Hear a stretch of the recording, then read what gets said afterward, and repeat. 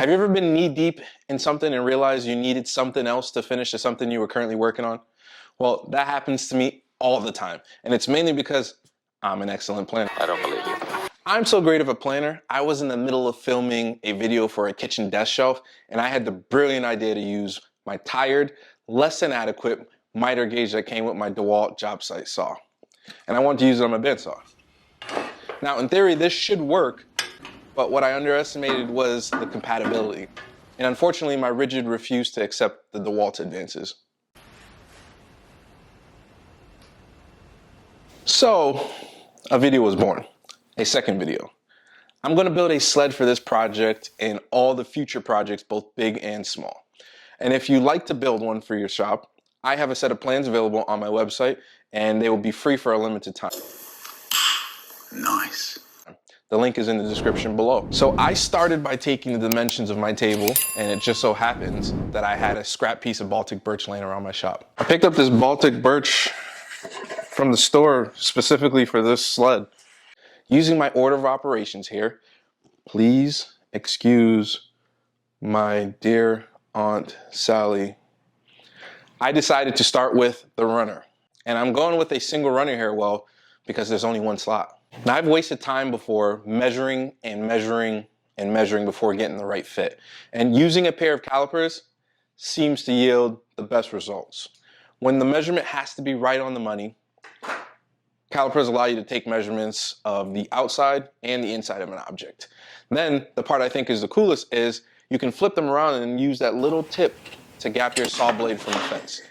This also comes in handy when you're trying to measure the depth of, say, a miter slot or a dado. When it comes to the runners, you have a few options. In a perfect world, I would spring for the aluminum runners and Set it and forget it. The aluminum runner will stand the test of time, and even better, they are reusable. Additionally, you can purchase UHMW runners, and UHMW stands for Ultra High Molecular Weight Polyethylene. You've probably seen it most commonly in cutting boards or playground equipment. They're very stable and relatively inexpensive, and I opted to go a little old school on this one. I had a piece of Ipe flooring I got from a friend that I knew would do the trick. And this is probably one of the more dense wood species you can find, and when choosing wood, be sure to pick a hardwood, like a walnut, cherry, maple, or Ipe. And more vertical the grain runs, the better off you'll be when it comes to seasonal movement. I want my sled to sit flush with my bandsaw table, so I cut the runners just shy of the full depth of the miter slots. And before we attach the runners to our base, we have to place a relief cut halfway up your sled. This allows you to seat the base on the runner, because otherwise you wouldn't be able to on account of the blade being there. Once you dial in your runners, search your shop for a few washers or even a couple of nickels. This will prop up the runner and aid in attaching your sled base. A few dabs of your favorite CA glue and some gentle pressure, and you'll be able to slide your sled out, runner in tow. It's very important to pre-drill, especially when dealing with hardwoods, because it's very likely you will split the wood without doing so. With pre-drilling, you need to counterbore your hole to allow room for the screw head. Otherwise, it's just something to catch under your sled. You know that old adage, do as I say, not as I do, that so many of us remember from our childhoods? Well, I'm living it on this one. I unfortunately cracked my first hole, and don't make the mistake that I made. Adjust your countersink bit appropriately and go slow as you drive your screws in. I managed to add a little glue and clamp the runner back together.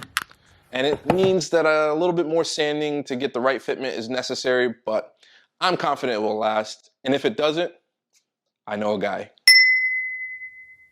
With glue holding just those first 4 inches of the rear of my sled, I think we'll be okay without a screw.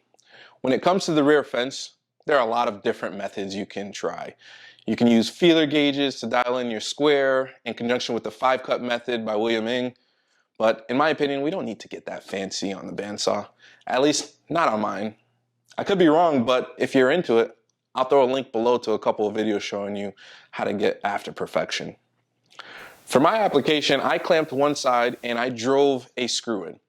I flipped it over, squared the fence to my bandsaw blade, and I clamped it again.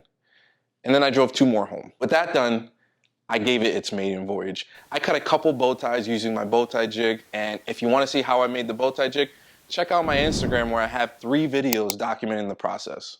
And to see where I place these bow ties, you'll have to click that subscribe button.